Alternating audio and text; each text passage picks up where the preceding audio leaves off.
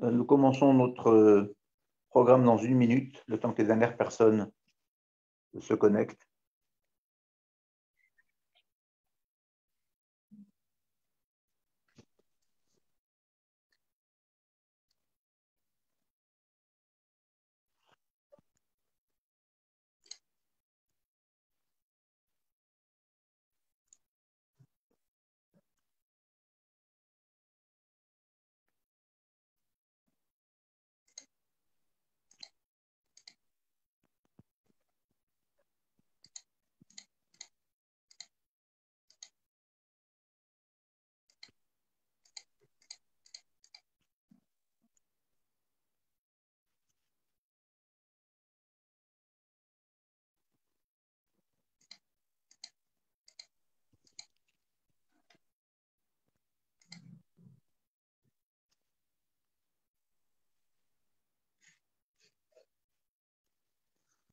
Voilà, nous prenons la ligne pour être en direct d'Israël pour encore une émission Israël s'invite chez vous.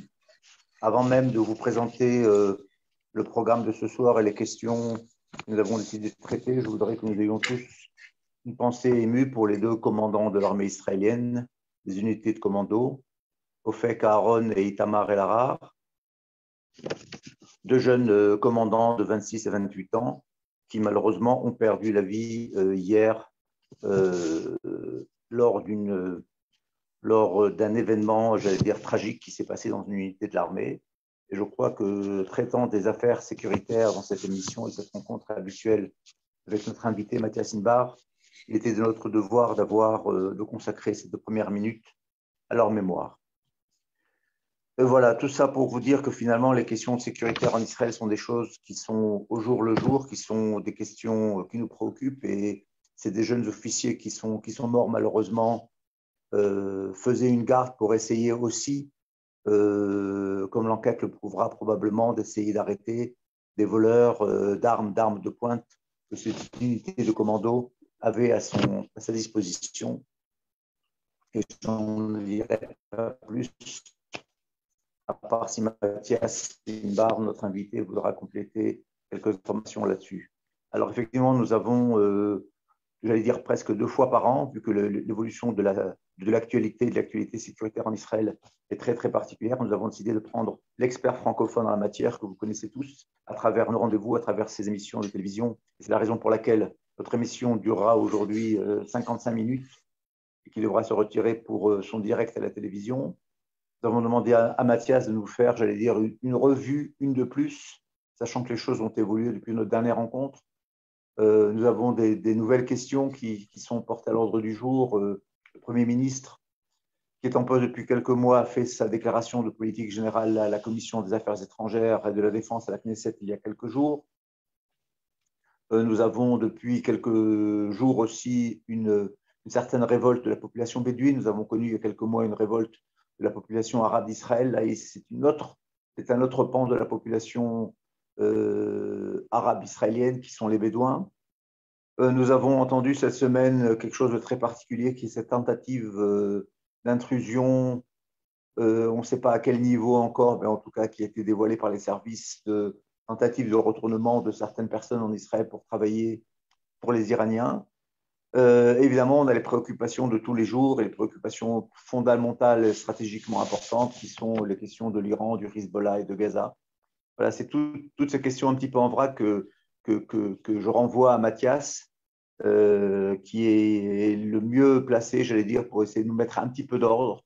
Je sais qu'on ne comprendra pas tout, mais on aura énormément d'informations pour mieux comprendre en tout cas. Merci à vous, et si vous avez des questions, Faites-nous parvenir comme d'habitude, nous tâcherons d'y répondre et de terminer dans les temps. Et Erev Tov et Koulam. Merci, merci Avi. Effectivement, comment ne pas commencer cette conférence et au moment où effectivement Yasmine m'a appelé, impossible de le savoir effectivement concernant cette nouvelle tragédie en Israël concernant la mort des deux officiers.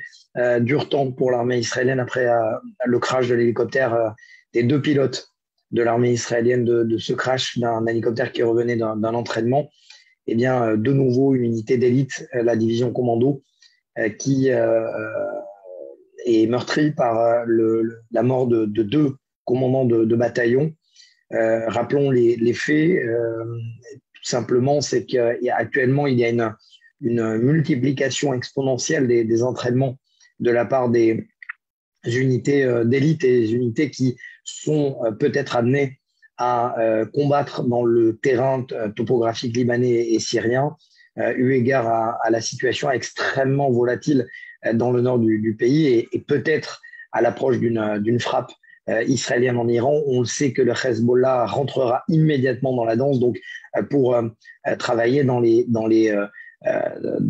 parallèle. D'un côté, l'armée de l'air et les renseignements travaillent à une éventuelle opération, et je ne dévoile rien, puisque l'ordre a été donné par le chef d'état-major et par Benny Gantz à l'armée israélienne, de l'armée de l'air israélienne de se préparer, mais également, eh bien, du côté de l'armée de terre, de l'infanterie, des renseignements également, on se prépare au mieux à confronter le Hezbollah. Et donc, à la suite d'un entraînement hier soir, d'un nouvel exercice de la division commando, parce qu'il y en a eu un la semaine dernière, eh bien, les deux commandants de compagnie ont décidé d'entamer une patrouille terrestre à pied tout autour de la base. Nous sommes dans le désert de Judée, donc très, très sombre, et qui donne face donc à la grande ville palestinienne de Jéricho. Et pourquoi ils le font? Parce que au lieu de se reposer, ils savent que la veille, il y a eu des vols de jumelles de nuit qui peuvent être extrêmement graves si ces jumelles de nuit tombent entre les mains de terroristes ou de personnes bien mal attentionnées. Et donc, ils décident de faire une ronde, sauf qu'au même moment, ils sont 4, au même moment, un autre officier décide de partir également en ronde sans qu'il y ait de coordination entre les deux équipes. Et à ce moment-là, eh bien, l'un des premiers groupes est sur un petit monticule. Ils s'aperçoivent que l'officier approche à 200 mètres. Il commence les premières discussions. Et là, sans qu'on puisse comprendre pourquoi il n'y a pas eu de tir de sommation, immédiatement, il se retrouve à 10-15 mètres d'écart. Et eh bien, l'officier voit un groupe d'autres officiers armés de fusils de pointe et il décide de dégommer. Il décide de tirer immédiatement et ce sont des soldats d'élite. Et à partir du moment où ce sont des soldats d'élite, généralement les tirs sont déclenchés pour faire mal, pour toucher, pour neutraliser l'ennemi. Et donc, immédiatement, il y a échange de tirs, mais du côté des commandants, aucune des balles n'atteint l'officier. Lui, eh bien, les siennes atteignent, on va le savoir bien évidemment quelques minutes plus tard, mortellement les deux commandants de compagnie. Et malheureusement, ces derniers vont mourir très rapidement, vont décéder vont succomber à les blessures. Ce qui est terrible parce que, effectivement, on rappelle que les deux font partie des soldats d'élite. Il n'y a pas d'autre terme, ont été entraînés, formés pour être les soldats d'élite de demain. Ce sont des commandants de compagnie qui auraient dû normalement être des officiers de haut rang, des officiers qui peut-être auraient gravi les échelons de l'armée israélienne. Encore une fois, ce qui est terrible, c'est que l'armée israélienne doit faire face, encore une fois, à deux cas, encore une fois, après la mort des deux pilotes qui rentraient d'entraînement au large de Haïfa, de leur crash, de nouveau, deux officiers supérieurs qui décèdent. Le chef d'état-major, Aviv Kochavi, a diligenté bien évidemment une enquête et il a dit cette phrase très forte, qui pour moi, à mon sens, est très forte de sens pour tous ceux qui ont des enfants à l'armée israélienne et pour tous ceux qui connaissent de près l'armée israélienne. Le chef d'état-major Aviv Kochavi a eu des paroles très fortes en disant que l'armée israélienne combat le terrorisme, l'armée israélienne défend l'État, mais l'armée israélienne a avant tout comme mission de protéger les vies humaines de ses propres soldats. Et c'est une phrase très lourde de sens parce que le père et la tante surtout d'un des deux officiers qui a été mis en terre il y a à peine quelques minutes a déclaré que lui avait comme mission de protéger son État et nous, elle dit nous n'avons pas su protéger sa vie à lui. Donc l'armée israélienne va devoir bien évidemment lancer des réformes et une commission d'enquête très vite pour savoir exactement ce qui a bien pu se passer, comment on a pu en arriver là. Deuxième point, effectivement, que soulevait Avi, c'est le problème actuellement du Negev. Il y a une recrudescence des violences et je ne vais pas rentrer parce que ce n'est pas de mon rôle de rentrer dans le dossier politique, parce que la politique se mêle au sécuritaire. Il y a une donnée particulièrement nationaliste dans ce problème du Negev. Le problème qu'il y a actuellement, c'est que il y a eu des violences qui ont été justifiées par les jeunes du Negev par le fait que le gouvernement avait commencé à planter des arbres pour la fête de Tou Bishvat dans quelques jours, la fête juive de la plantation des arbres, du nouvel an des arbres. Et à ce moment-là, eh bien, il y a eu cette parole de Mansour Abbas, le chef de RAM, qui a dit « Nous boycottons tout débat politique et nous boycottons la coalition tant qu'il n'y a pas de retour en arrière du gouvernement. » Or, le gouvernement est revenu en arrière sous l'égide de Meir Cohen, qui est le ministre des Affaires sociales délégué au dossier du Negev. Les tractopelles ont fait marche arrière, les policiers ont fait marche arrière, certains plants d'arbres ont été déracinés et malgré tout, les violences continuent. Cela veut dire qu'il y a véritablement un message.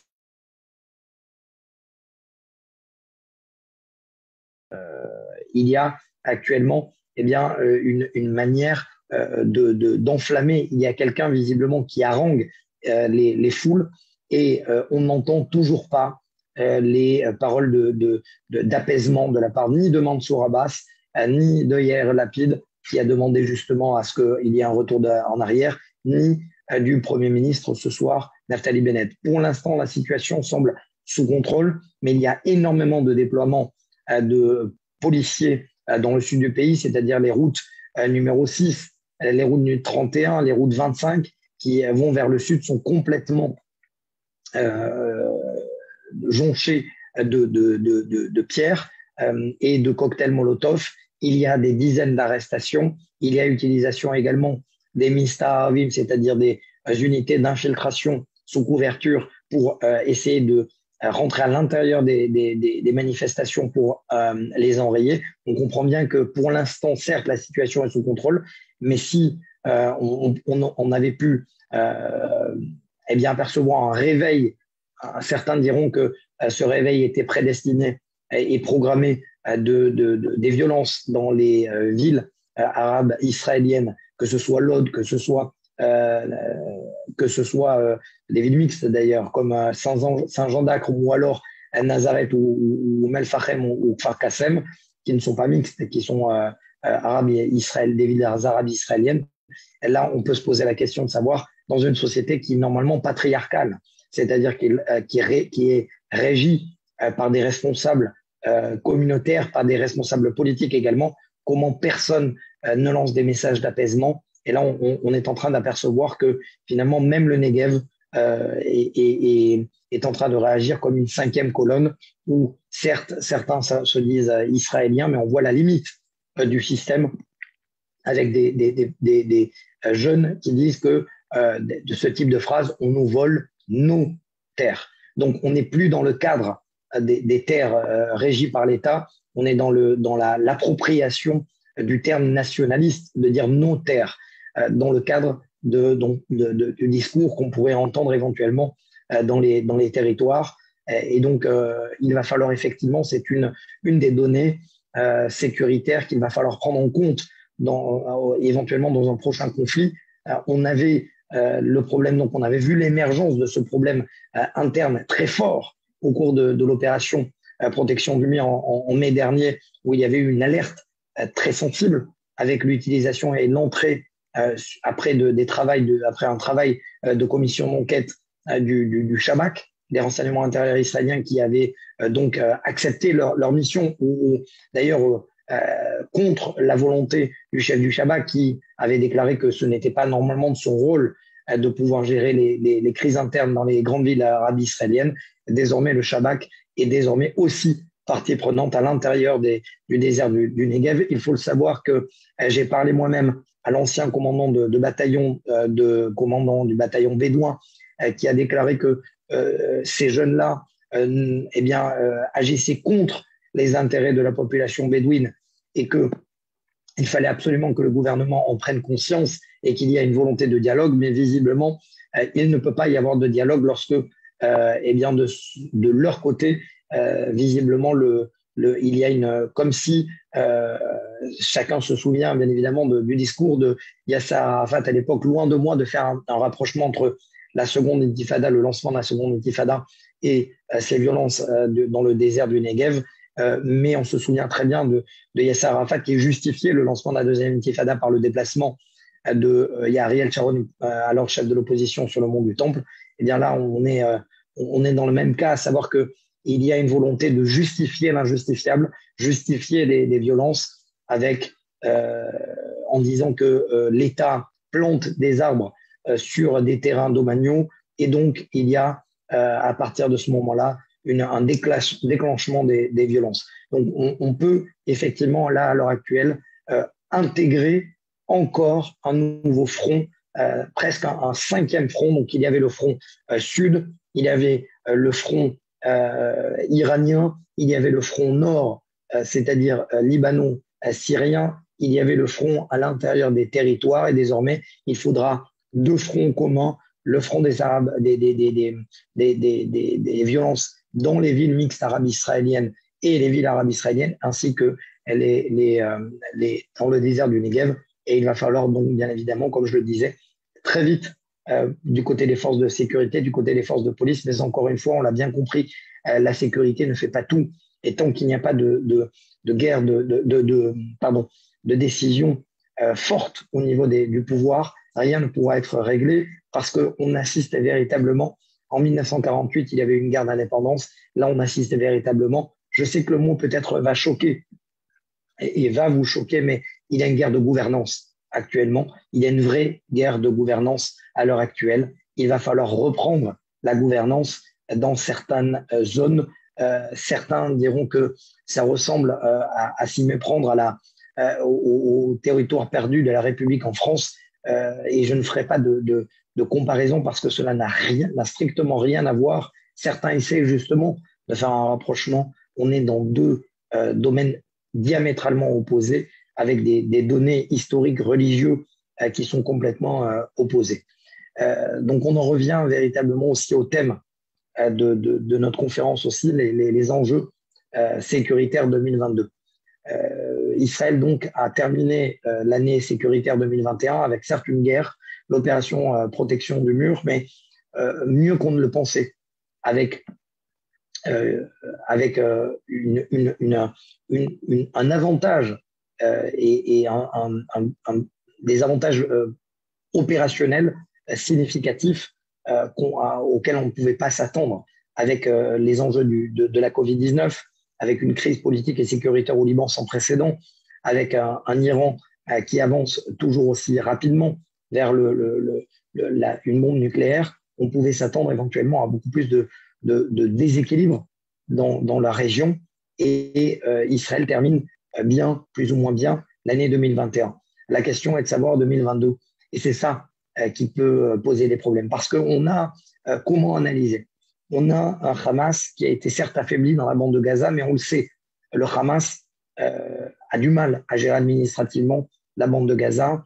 Il y a un djihad islamique qui est poussé par l'Iran à déclencher des hostilités et un Hamas qui ne veut pas qui ne veut pas entendre parler de négociations, qui essaye toujours de monnayer l'accalmie dans la bande de Gaza et qui s'entraîne toujours à la guerre comme si la guerre allait intervenir demain. Donc de ce côté-là, Israël même, et c'est historique, et vous avez pu le suivre, j'étais moi-même à l'annonce, la publication de la fin des travaux de cet obstacle souterrain. Qui aurait pu penser au sortir de 2014 que ce mastodonte de barrières et souterraines et en surface aurait pu voir le jour en quelques années à peine. Nous sommes en 2021, 7 ans, il aura fallu 7 ans à l'armée israélienne au ministère de la Défense pour créer cet obstacle qui est unique au monde, qui empêche véritablement et qui enraye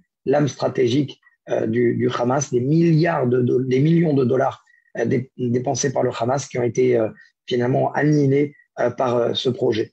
Donc de ce côté-là, le Hamas reste une menace, c'est une évidence. L'armée israélienne se prépare contre une guerre dans la bande de Gaza, mais ce n'est pas la menace stratégique. La menace stratégique, elle est dans le nord. La menace stratégique, pourquoi elle est dans le nord? Parce que, comme je le disais en préambule, si jamais, et c'est là qu'il faut comprendre où sont les menaces. Le chef d'état-major Aviv Kochavi et le ministre de la Défense, que j'ai pu entendre moi-même lorsque j'étais en déplacement au Maroc pour la signature du premier accord sécuritaire avec un pays arabe, c'était historique. Et à la réponse et à ma question, lorsque je lui ai posé la question au ministre de la Défense, est-ce que ce ne sont que des paroles en l'air, monsieur le ministre? Et il m'a répondu que non, il a donné l'ordre à l'armée de l'air et via donc le chef d'état-major à l'armée de l'air de se préparer à une éventuelle attaque contre les installations stratégiques iraniennes. Mais une frappe ne doit pas servir à rien. Et si jamais Israël doit frapper en Iran des installations stratégiques iraniennes, comme elle le fait par exemple selon des rapports étrangers, parce qu'il n'y a pas de prise de responsabilité en Syrie, cela ne servira à rien. Si jamais il doit avoir une frappe en Iran, il faut qu'elle soit efficace. Et pour qu'elle soit efficace, il faut que plusieurs installations en même temps soient atteintes. Et donc, cela ne s'invente pas et ne se prépare pas en quelques semaines. Voilà pourquoi l'armée de l'air israélienne s'entraîne avec acharnement, si j'ose dire, et que cela va prendre peut-être plusieurs semaines, plusieurs mois, et que surtout le facteur du prix à payer est pris en compte. Parce que il y a plusieurs facteurs, oui, certes, géopolitiques et techniques, avec l'armée avec le consentement peut-être de l'armée américaine, avec la volonté, bien évidemment, de se doter d'avions ravitailleurs. Bon, je vous passe tous les détails parce que vous l'avez entendu, mais il y a le facteur prix aussi, le facteur prix éventuellement des soldats qui tomberont, c'est une évidence, en cas d'opération, et le facteur du Hezbollah. Parce que je ne cesse de le répéter et vous l'entendez. Pendant que Israël s'entraîne à la guerre, le Hezbollah fait la guerre et la pratique au quotidien, que ce soit en Syrie, en Irak, que ce soit au Yémen et dans plusieurs autres endroits. Donc, on le sait du côté de l'armée israélienne. Je résume. Si le futur chef de l'armée de l'air qui va prendre ses fonctions en avril prochain a déclaré que visiblement il a compris que sur ses épaules, il y aura la responsabilité de se préparer à une frappe en Iran, donc dans le même temps, il a déclaré que le Hezbollah, et c'est une évidence pour lui, recevra l'ordre de Khamenei, le guide suprême iranien, de rentrer dans la danse, quelle que soit la responsabilité, quel que soit le prix à payer du côté du Hezbollah, et bien le Hezbollah entrera dans la danse. Donc ça veut dire qu'Israël doit se préparer au scénario du pire. Au moment où il y aurait une éventuelle frappe en Iran, le Hezbollah rentrera dans la guerre et lancera les hostilités.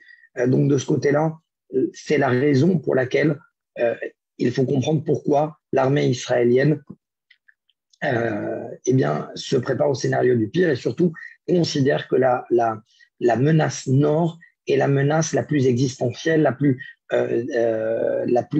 plus directe pour l'armée israélienne. Et c'est pour cela qu'il y a énormément d'entraînement. Il y a une volonté de la part du chef d'état-major, Aviv Kochavi, de multiplier par 4, par 5 le rythme des entraînements. Non seulement pour les unités régulières qui vont être amenées à entrer sur le terrain topographique libanais et syrien, mais également pour les unités des réservistes. C'est pour cela qu'on multiplie les entraînements pour les unités Alexandronie qui englobent les anciens réservistes du génie militaire et des Golani, les réservistes également des parachutistes que j'ai pu suivre moi-même la semaine dernière.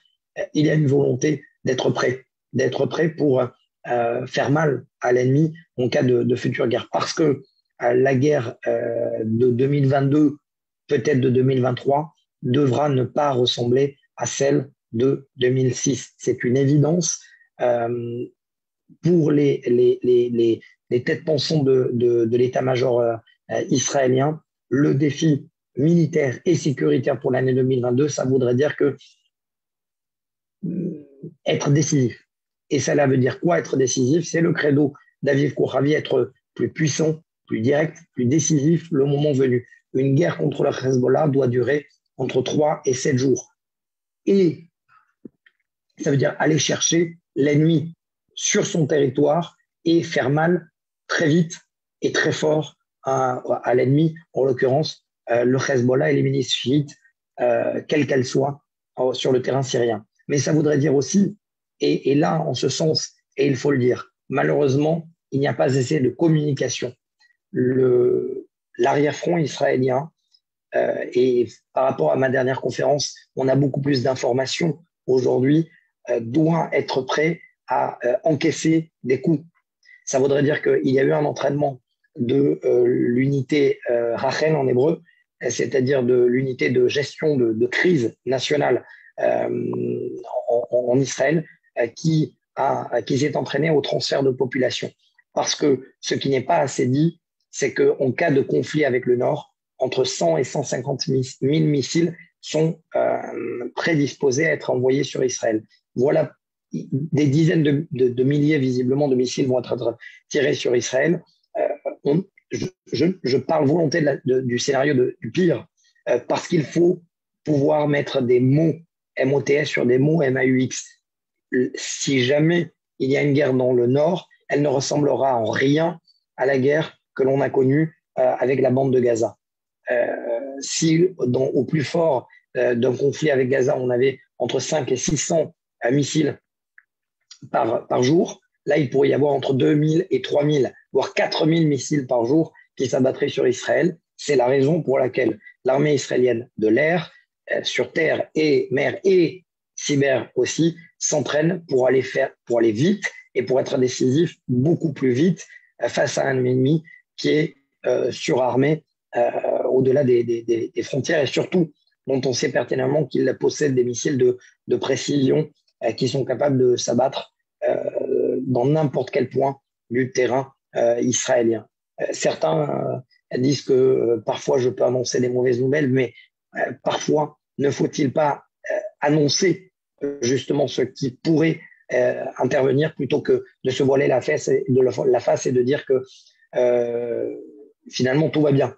Et ça, c'est le syndrome de 1973. C'est le syndrome de la guerre du Kippour où après la victoire de 1967, tout allait bien en Israël et on se disait qu'on était invincible. Et du côté israélien, on a le devoir aussi du côté de l'état-major de dire des vérités, de dire que l'année 2022 risque d'être décisive avec les menaces qui pèsent sur Israël sur le front nord. C'est la raison possible pour laquelle, selon des rapports étrangers, Israël accélère aussi le rythme des frappes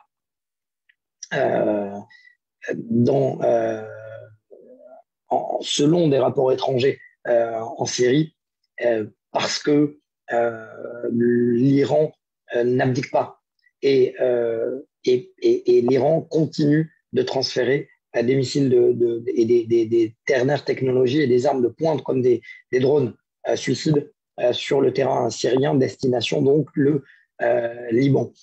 Pourquoi c'est important? Pourquoi je parle des armes? Et là, j'en viens.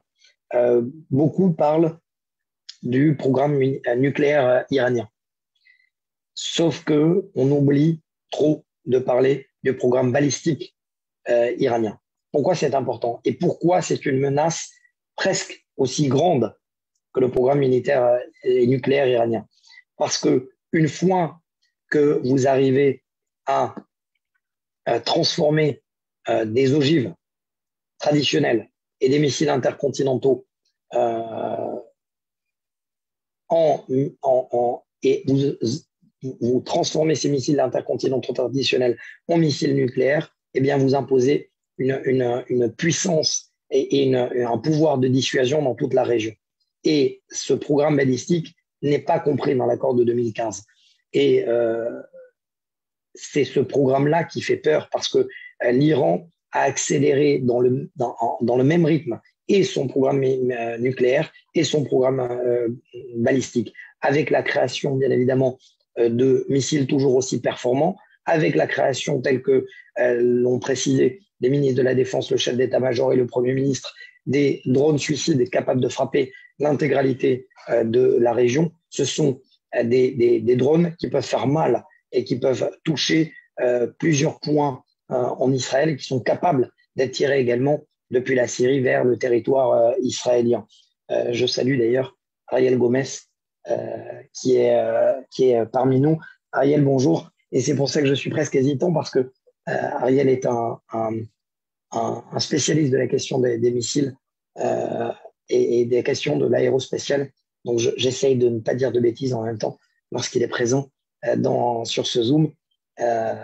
Et en même temps, il faut comprendre que à partir du moment où des missiles de précision et des missiles de qualité sont transférés depuis l'Iran vers la Syrie et destination également le Liban, ça voudrait dire que l'intégralité de la région est capable d'être atteinte par ces missiles. Et c'est la raison pour laquelle des experts militaires israéliens tirent la sonnette d'alarme. Il ne faut pas que s'attarder au programme nucléaire iranien. Oui, un Iran nucléaire est dangereux, mais un Iran à capacité balistique et de capacité balistique intercontinentale et à capacité de missiles dans l'espace, oui, c'est dangereux et c'est tout aussi dangereux. Je le répète, à partir du moment où un pays comme l'Iran a la capacité d'envoyer un satellite dans l'espace, ils sont capables d'envoyer donc des missiles intercontinentaux. Si des missiles intercontinentaux peuvent être transformés en missiles nucléaires, eh bien, c'est toute la région qui est mise en danger. Et ce n'est pas qu'Israël qui est dans la ligne de mire des Iraniens, c'est aussi l'Europe, c'est aussi les États-Unis, c'est aussi d'autres puissances. Donc, il faut être précis. En quoi, et ça fait partie aussi des défis sécuritaires, j'essaie d'aller vite parce que je voudrais vous donner la possibilité de poser les questions. Et en quoi les accords d'Abraham et les accords de coopération sécuritaire peuvent intervenir et en quoi ils sont bénéfiques.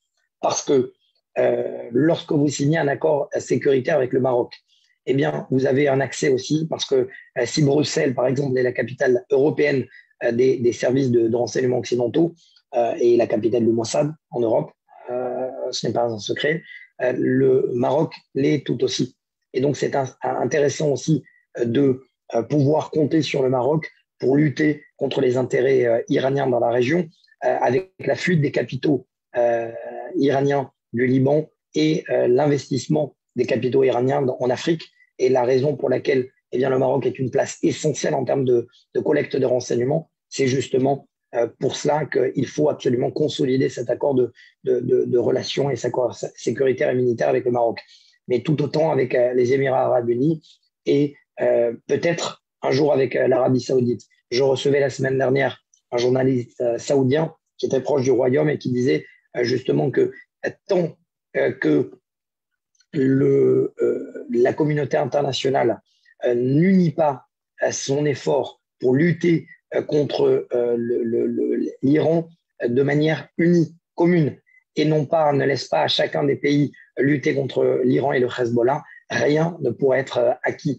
Et lorsque il disait que le président Emmanuel Macron se rend quelques heures après l'explosion du port de Beyrouth, dont on sait pertinemment le rôle joué par le Hezbollah, et va ensuite en Arabie Saoudite et demande récemment à l'Arabie Saoudite de donner encore une fois des fonds au Liban, c'est finalement, et sans reconnaître de facto que le gouvernement libanais siège à l'intérieur des éléments qui sont terroristes, parce que le Hezbollah aujourd'hui est reconnu comme organisation terroriste par l'Australie, par l'Europe, par certains pays d'Europe, la Grande-Bretagne, par les États-Unis, mais la France considère finalement qu'il n'y a que l'aile armée du Hezbollah qui est reconnue comme terroriste et non pas son aile politique.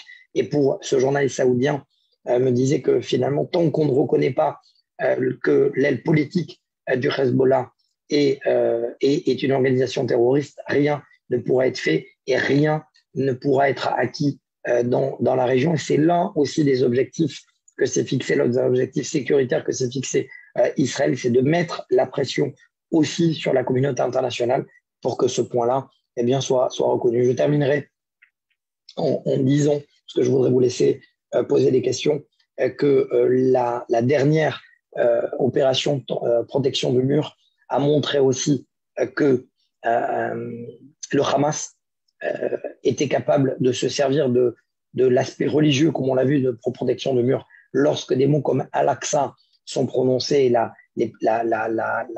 protection des lieux saints de l'islam sont prononcés et sont poussés à outrance et sont prononcés à outrance. On le voit bien qu'il y a une recrudescence des violences, comme on l'a vu pendant l'opération Bordure Protectrice, mais également au cours des derniers mois.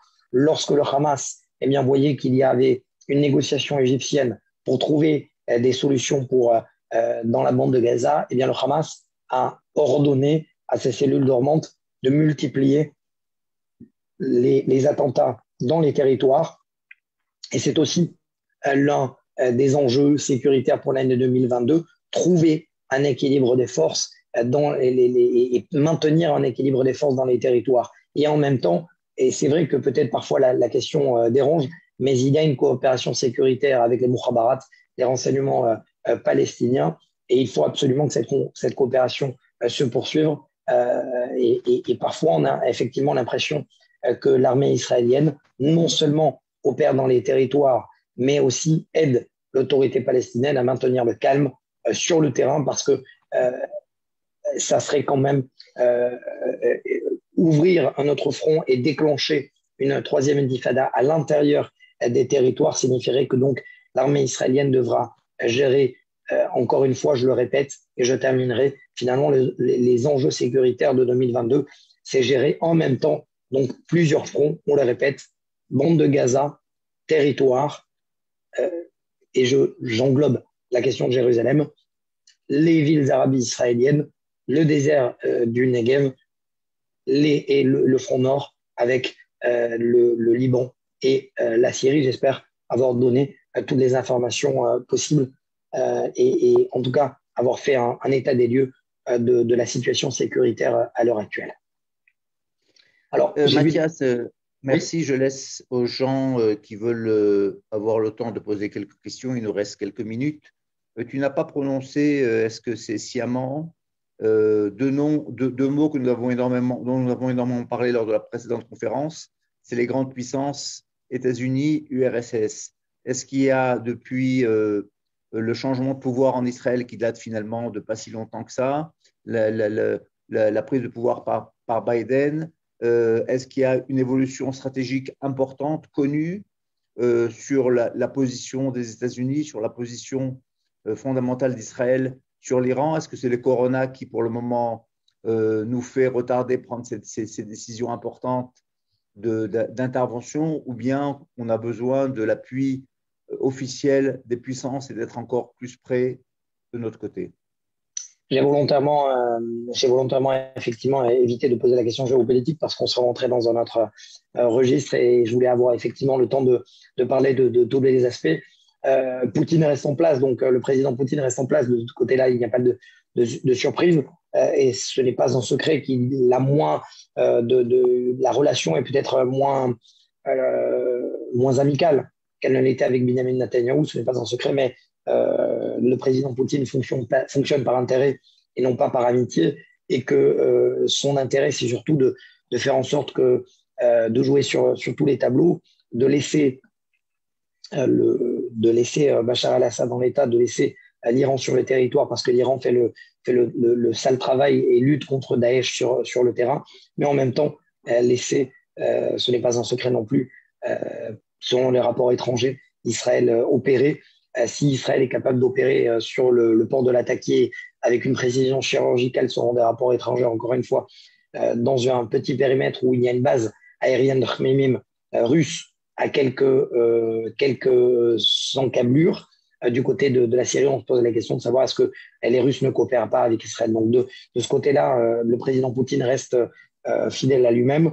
Du côté des États-Unis, c'était une évidence. Le président Biden n'est pas le président Trump et qu'il y a un désengagement du président Biden de la région et que cela est perçu aussi comme une marque de faiblesse de la part des acteurs de la région, tant de l'Iran, mais que également des Émirats arabes unis et de l'Arabie saoudite, qui essayent par tous les moyens de lier des relations avec tous les acteurs, y compris à renouer le dialogue avec l'Iran par rapport justement à cette non-présence ou cette absence des États-Unis.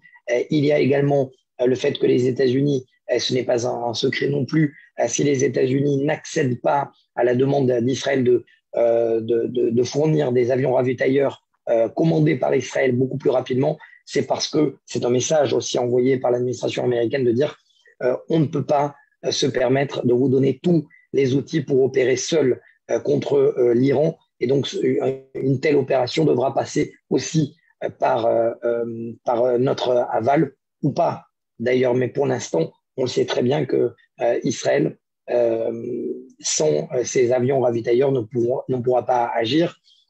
Et surtout, il faut faire la différence entre l'aviation civile et la possibilité qu'a Israël de survoler certains territoires, comme par exemple aujourd'hui l'Arabie saoudite ou les Émirats arabes unis et l'Azerbaïdjan, et l'aviation militaire, à savoir que des avions de chasse qui passeraient par l'espace aérien azéri ou azerbaïdjanais, pardon, émirati ou saoudien, seraient perçus par l'Iran comme un acte de traîtrise de ces pays et pourraient également donc, être utilisés à leur encontre. Donc, on voit bien que les États-Unis aussi, pour l'instant, fonctionnent à reculons, à savoir qu'ils veulent absolument obtenir un accord, que effectivement Jack Sullivan montre les crocs en disant que le temps presse et que les Iraniens jouent la montre, mais d'un autre côté, ne donne pas tous les outils à Israël pour éventuellement opérer seul contre l'Iran.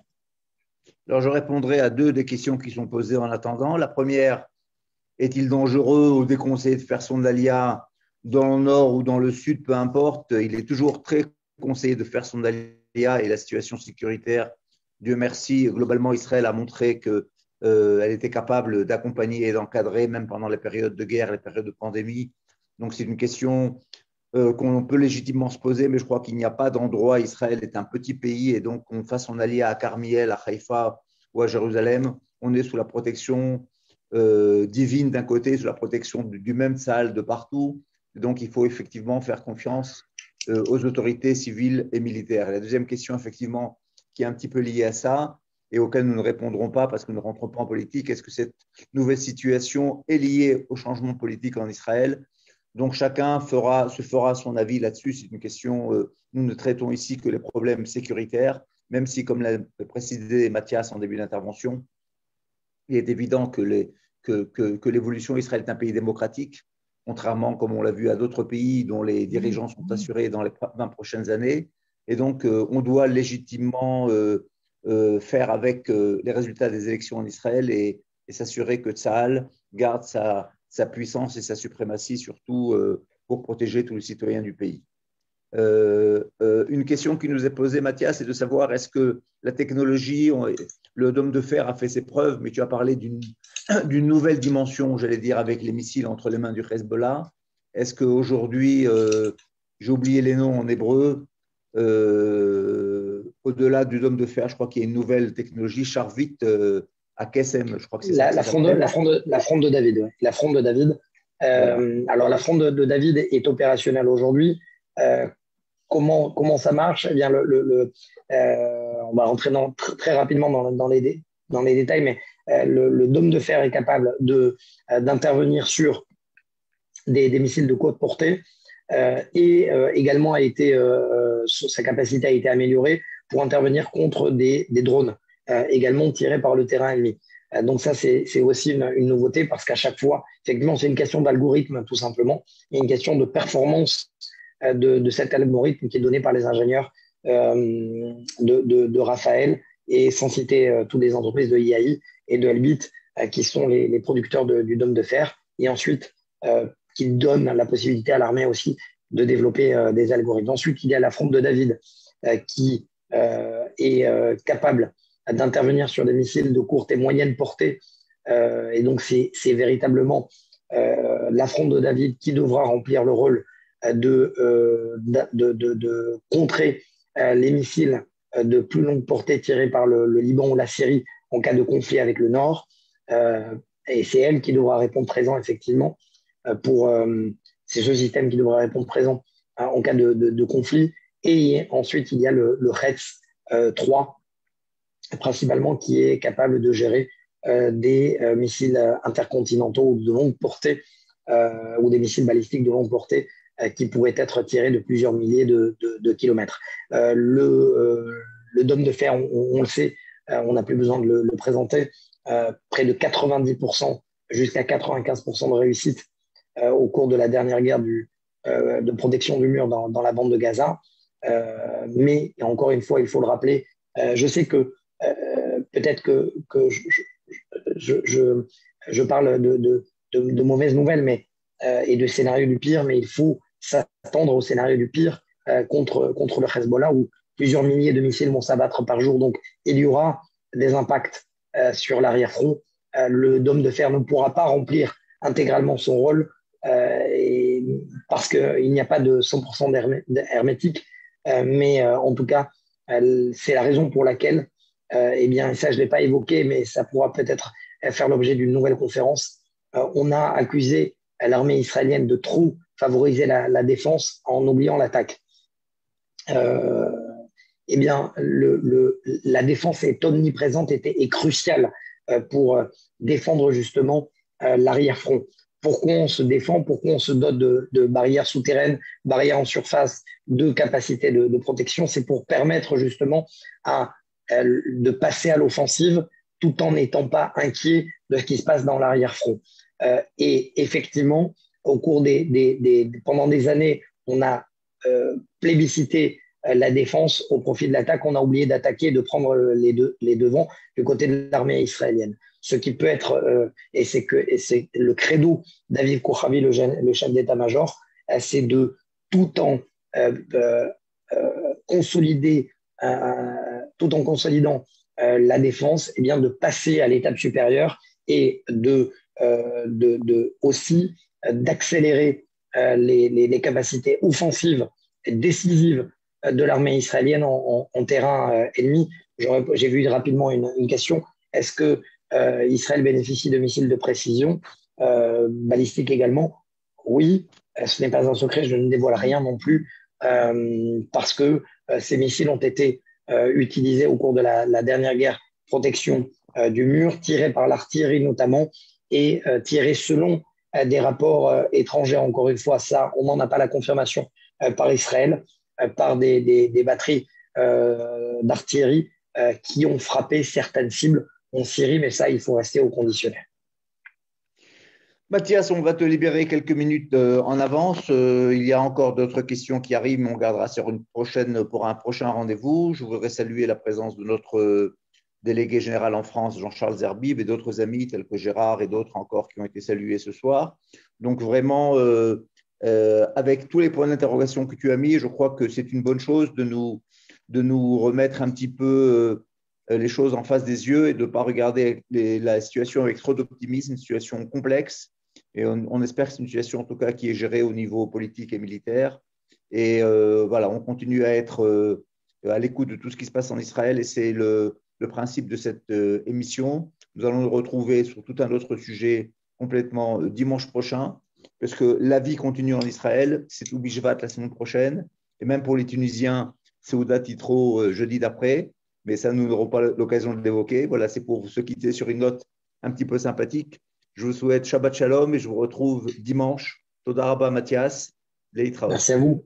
Merci à vous et je vous donne un rendez-vous pour ceux qui veulent continuer à me suivre non seulement tous les mercredis dans Défense et également dans quelques minutes dans le Prime en direct sur i24 News. On va évoquer justement le cas, malheureusement, non seulement des deux commandants de compagnie qui ont été tués par des tirs amis, mais également des violences dans le désert du Negev. Merci en tout cas à Yasmine, merci à toi, Avi également. J'espère avoir répondu. Toda Yasmine. Bye. Toda Rabba. Shabbat Shalom. Tu peux attaquer ton séchoir.